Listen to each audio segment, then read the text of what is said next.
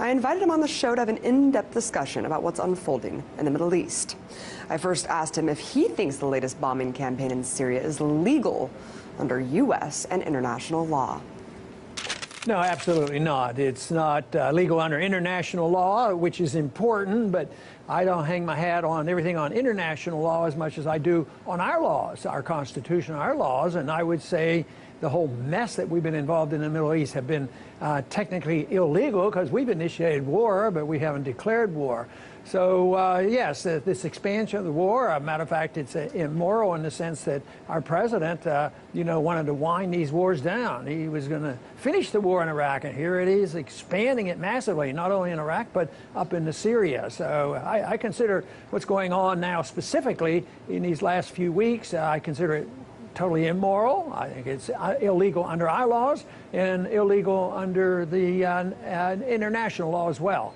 It's fascinating to hear him kind of double down on that Bush doctrine logic, the preemptive war doctrine there, Congressman. And I wanted to play a clip of Obama speaking at the UN General Assembly this week. Here's what he had to say about ISIS. No God condones this terror. No grievance justifies these actions. There can be no reasoning, no negotiation with this brand of evil. The only language understood by killers like this is the language of force. So the United States of America will work with a broad coalition to dismantle this network of death. What's your response to Obama saying the only way to deal with ISIS is military force? Well, I think that is going to be an attractive statement. A lot of people are going to say absolutely, because all they see is what's on the surface, and there's a lot of nasty people out there wanting to kill. But from my approach, we have to do a little bit more than just address the violence that is occurring, but why is there violence? What cause of violence? Why do we have it? Could we make it worse? Will there be more violence? And my argument is everything that we do there increase the amount of violence. And because they are vicious and nasty and they're killing people, they are reacting. I think that everybody, who are directly involved, have a right to think about it and deal with it. If we had that going on in our country, we would deal with it. And I think the people there should deal with it. We're talking, we don't know exactly how many, but the numbers are pretty significant, into the thousands, 20 or 30,000 people, a significant amount, but their success is rather amazing of what's going on. And but what about the people around there that are complaining? I don't know of any government that's saying, we love ISIS and we want to support them and we're doing this, and that includes millions of people. So I would say, they're responsible to deal with this. If you need a coalition, let it come together. But why should somebody from 6,000 miles away that has been stirring this pot for so long be the group that's going to bring everybody together and organize the fight? So if they're a true threat in the region, the people in the region ought to deal with it. And I would think that if you had a coalition over there, which would be more natural, maybe Israel would even want to help out. But I think the United States should stay out of it. I think we've instituted too much of it, and the sooner we come home, the better. Right. Why do you think we never hear about Israel's policy on ISIS, or Syria for that matter? It seems like it's logical. We don't have even treaties with Israel, and yet everybody knows, exactly our relationship with them. But I think and ultimately, I think the relationship we have is very harmful to Israel because they're totally dependent on us. If they were less dependent on us, I think there would be more natural coalitions built in over there, and they would work with their neighbors a little bit better. But as long as there's an assumption that we will always be there to take care of any problems, I think that doesn't encourage them to develop some of the relationships that would be much better. And I think when there's problems like this, I don't know why they couldn't have cooperated with other regional people, that is Israel, to deal with Saddam Hussein if he was a real threat. But it turned out that the lies told to the American people about Saddam Hussein turned out to be, all a bunch of lies. So I would say that the less we do, the more incentive that all the countries in the region would deal with this if indeed they consider it a threat. When they don't do anything, it must mean they're not staying up overnight, but when the system stirs up so much fear in our country. We have people in this country staying up late at night. What are we going to do about this? I think they should stay up late at night, and that's the reason I'd like to see our men come home from the region. Right, we can't keep acting as the Air Force for every single country whenever they ask us to, Congressman. We have more than enough problems here at home, and of course the mainstream media is fear-mongering us incessantly all day yesterday. I thought there was going to be a terrorist attack in New York City. I mean, it's just unbelievable. And why do you think we hear this bellicose rhetoric? I mean, you know this more than anyone else, Congressman, because of course you were put in the middle of this, where you have the establishment basically pushing us, giving us two options, this false dichotomy: either arm rebels or bomb people. I mean, why is it that those are the two options when it comes to solving problems in the Middle East? Well, yeah, they are bellicose, and you're right about that. They must have an incentive. I do not believe it's they're concerned about the defense of America, because right now they're saying they've changed the definition of imminent. If they are imminently plotting to do something against somebody any place in the world, that's the same as a true imminent threat to us. So they have to stir up the fear. The people have to be fearful and hateful. They did this, before the Persian Gulf War as well as the Iraq War, on all the horrible things that would come about. But their motivations are only they could explain them. But there's probably quite a few. I think that some people like to sell a lot of weapons. The other day when I saw the first primary responsibility of our Air Force when they went back in there was to break up all the American weaponry. And I thought, well, I guess the military-industrial complex will like that. We were putting weapons into Syria, some of the rebels, as well as Iraq, and it ended up in the hands of ISIS. So we have to go in and blow them up if we're going to do anything. So it makes no sense unless those people back here, hey, we get to build these weapons again. But there are some other motivations too. It used to be oil was the big issue, and world power, and there are so many things that exist that I guess every individual has a variety of different reasons why they think we should be there. Let's talk about isolationism, because of course when you talk about these kind of things, people call you an isolationist. What's the difference between isolationism and non-interventionism? Well, isolationism is when we isolate other countries. We isolate Russia by putting on sanctions. We isolated Cuba for many years. We isolated with sanctions and bombs the government of Iraq as well as Iran. We've isolated them. So that to me is isolation in the worst sense of the term. Non-intervention means we get along with people. Anybody who wants to be friendly, if it's honest friendship, we should be friends and we should trade with them and not have entangling alliances, as our founders, advised. So isolationism is very, very negative when we do it to other people. But this idea that I am the is rather bizarre, because I never endorse sanctions and I never endorse tariffs or anything else. I want to be able to go to Cuba and different places, because I believe that the more you trade and talk to people, the better off we'll be. This is why I've been disturbed by this setback with Russia right now, and as well as I've always been quite satisfied since the 70s because when I was in high school, we were fighting the communist Chinese. But after that, then Nixon took this bold step, and we started trading, and we do get along with China a lot better. So I was disappointed to see the setback right now over Ukraine, because I thought the motivation for trade would override it, and hopefully it'll still play a role in restraint, on what both countries do, and that we go back to talking and trading with people. Right. I mean, it is very disappointing, Congressman. When you were running for president, you made the most sense among the candidates, because, I mean, I think a lot of people can agree with me here, because when it came to foreign policy, you just laid it all out. You talked about blowback. You talked about everything basically that we're seeing now. You were routinely smeared for it. I wanted to play a clip of an exchange between Bill O'Reilly and Glenn Beck on Fox about you. Ron Paul needs to on foreign policy. Shh, keep that to yourself. You sound a little like Osama bin Laden at times. It's not America's fault. Have we played a role in making things worse? Have we helped them in recruiting? Yeah, I think we have with some of the things, but it's not America's fault. And I don't think Ron gets that. No, he doesn't get it, and he hasn't ever gotten it, and he never will get it. So we're going to discount him. Interesting, because here's Glenn Beck, who basically hijacked your ideals in the Tea Party in 2008 and took them and kind of ran with them, except embraced this really hard-hitting military solution there. Doctor, why do you think, I mean, that they said this? What's your response to this kind of total dismissal of your views?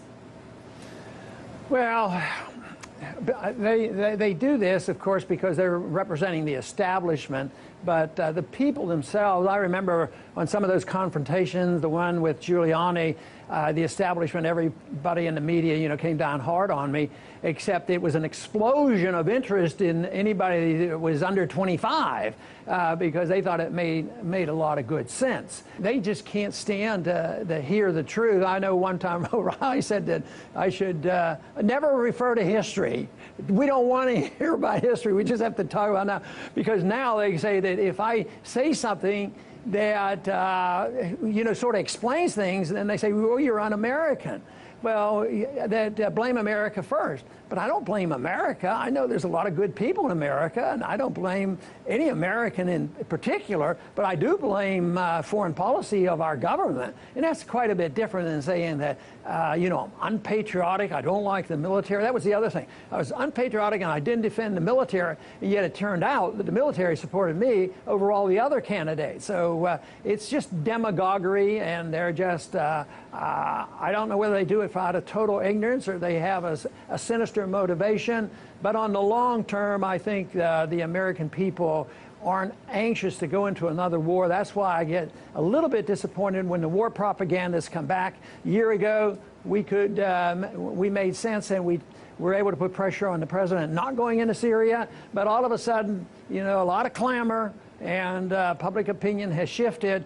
But I still think the numbers are on our side. People aren't looking for another war, and hopefully our voices can be heard. We have to take a short break, but stick around for part 2 of my exclusive interview with Congressman Ron Paul. Are you like me? Do you want your comedy news with some teeth? Want your comedy news to be a bare-fisted, no-holds-barred fight to the death? Like a truth vampire biting into the necks of the corporate elite and the billionaire freaks while they're going, make it stop! Well, that's what you get with my new show, Redacted Tonight. Is that too much? I think that's too much. What are your thoughts on what's been going on in Washington? Well, it's a mess, Larry. I mean, the whole country is being scoffed at and laughed at. Enough is enough. The media, the candidates, the corporatocracy, covering issues that actually affect you and me doesn't do too much for ad revenue. Biotech agriculture giant takes on a 76-year-old American farmer based in Indiana. How much fallout do you think this is going to create for the CIA? Do you think this is what's triggering the crisis? America's the largest economy in the world. It's also the largest debtor nation in the history of the world. Breaking the Set is mostly about alternatives to the status quo, but one that gave real alternatives a voice. One minute they were working toward the American dream, the next they were just trying to survive the night. It's time for Americans and lawmakers in Washington to wake up and start talking about the real causes of poverty in America.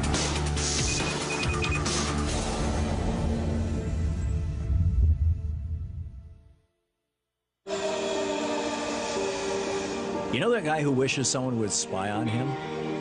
How about the woman who enjoys being lied to by her government? This citizen can't get enough congressional inaction, and this taxpayer wants the mainstream media to be more corporatized.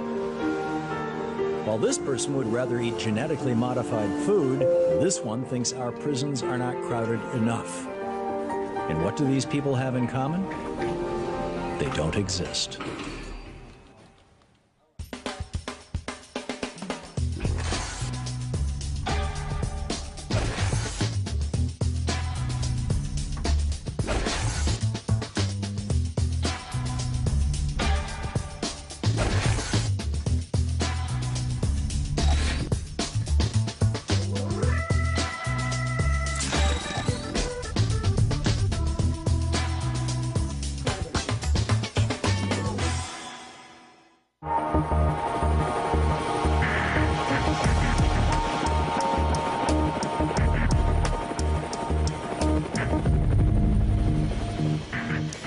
the years, Dr. Ron Paul has been one of the most vocal advocates for limited government, lower taxes, and a less intrusive foreign policy.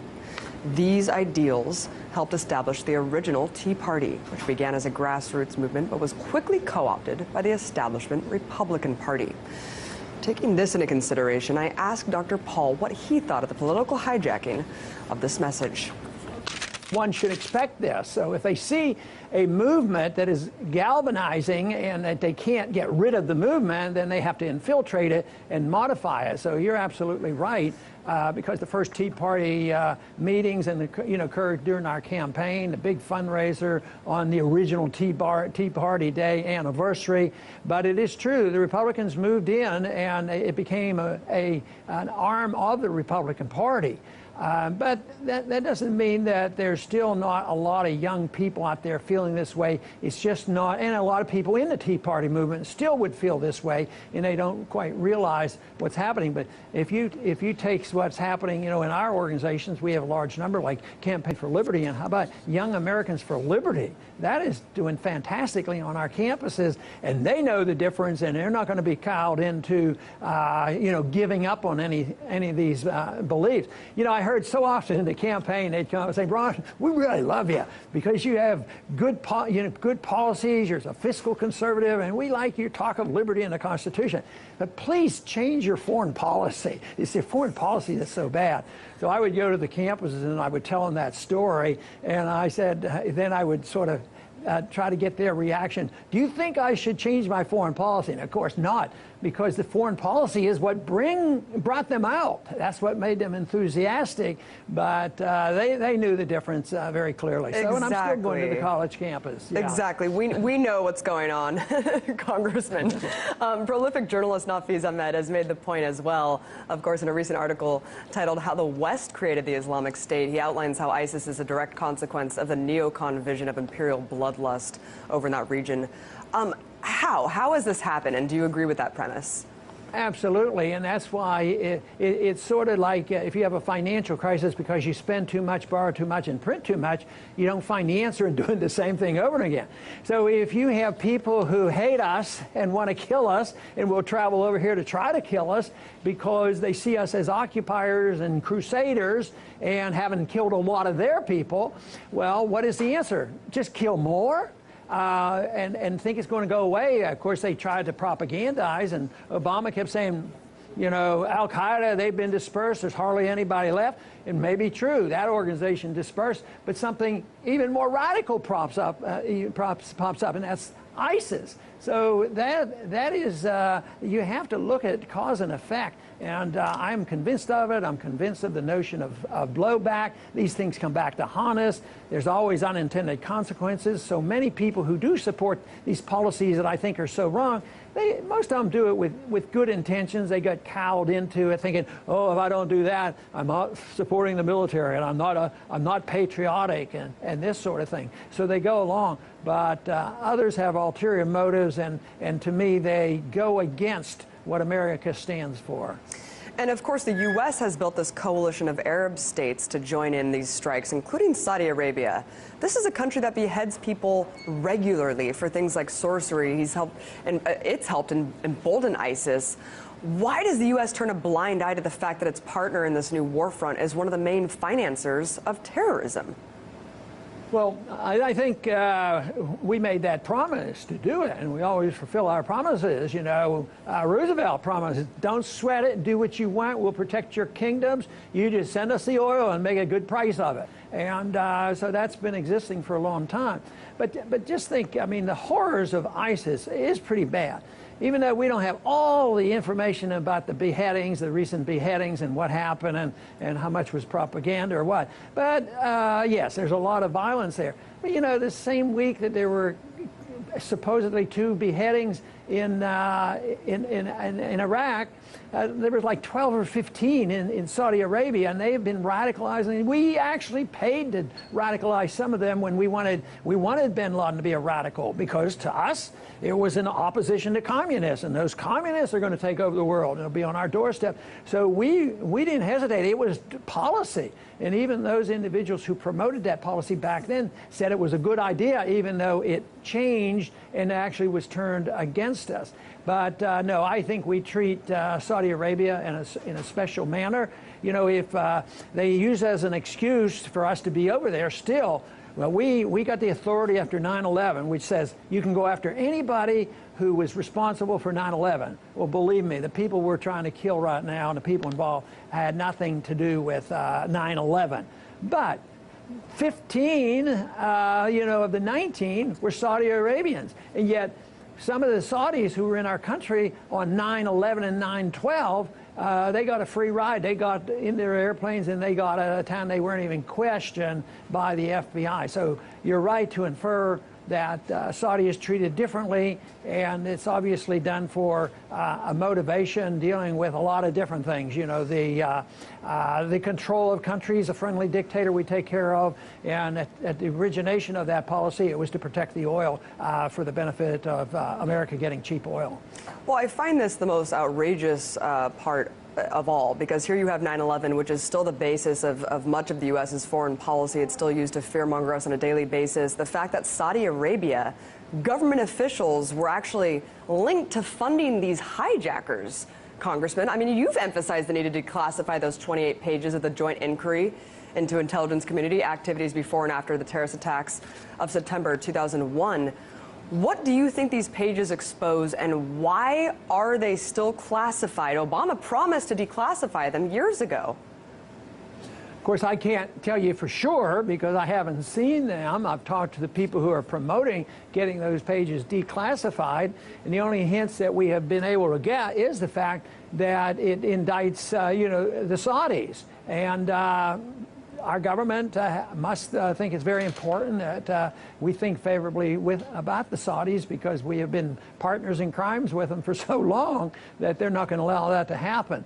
But, the momentum is building on that, and in spite of all our problems, every once in a while something breaks through and we do get the information out, but it's still a struggle. It's such a tragedy of what's happening in this country because, our Fourth Amendment is supposed to protect our privacy, but look at what NSA does to our privacy. We have no privacy, and governments are supposed to be open, but no, we have secrecy of government and no privacy for the people, and that needs to be turned around.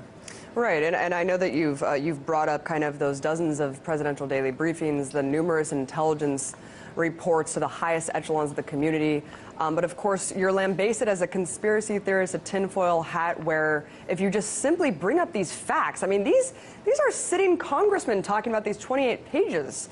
Congressman, why is this such a third rail? Well, again, it probably varies. Some people are totally ignorant, and some people totally want to protect the state. The liberal progressive protects the state, so they don't want the state to be challenged. It's almost like the state becomes, the source of truth. So they don't want anything to knock down the state. But I have made the statement, which I firmly believe in, that truth becomes treason and an empire lies. Empires are built on lies. And if you point out the lies, you're challenging the empire. And, in a total authoritarian state, if you're in North Korea, you challenge it and you get shot the next day or something. But even in our society, if you challenge it, you can be chopped to pieces pretty much with a media that's totally controlled and a government that won't listen to the exposure of what's happening. So I think that's the most important thing that we can do, is have exposure, and that is why our pretense that we protect whistleblowers ought to be explained, because I think whistleblowers should be explained, and yet they become, they are said to be treasonous because they have told us and revealed information that shows that our government has acted illegally. Look at how much trouble it was for us to find out about how the Vietnam War war got started. And, of course, the lies have been exposed about the Iraq war. It still is not enough to wake up all the American people and say, enough is enough. We don't want to hear about this anymore, and insist that we bring our troops home. I can't let you go without asking you a question about your son. Of course, him and I had a little bit of a run-in when I asked him about his endorsement for Mitt Romney. I hope there's no more bad blood there between us. But he's made enormous headway in the Senate. Many are pegging him to be a front-runner in the 2016 presidential elections. His beliefs stand at odds with yours, especially when it comes to foreign policy. Why do you think he has such radically different views on Israel and endorsed a more bellicose foreign policy than you did? Well, it's one question you could have skipped out, because I don't talk about the differences. I don't talk about his campaign because you know, he should answer those questions. So I prefer not to get involved in that debate. All I know is his views are closer to mine than anybody else I know in the U.S. Senate. Fair enough. Congressman Ron Paul, thank you so much for taking the time. Amazing to have you on. Good to be with you. Thanks so much for watching, you guys. Be sure to follow me on Twitter @AbbyMartin. Check out the full interview on our YouTube channel, youtube.com/breakingtheset. Join me again next week when I break the set all over again.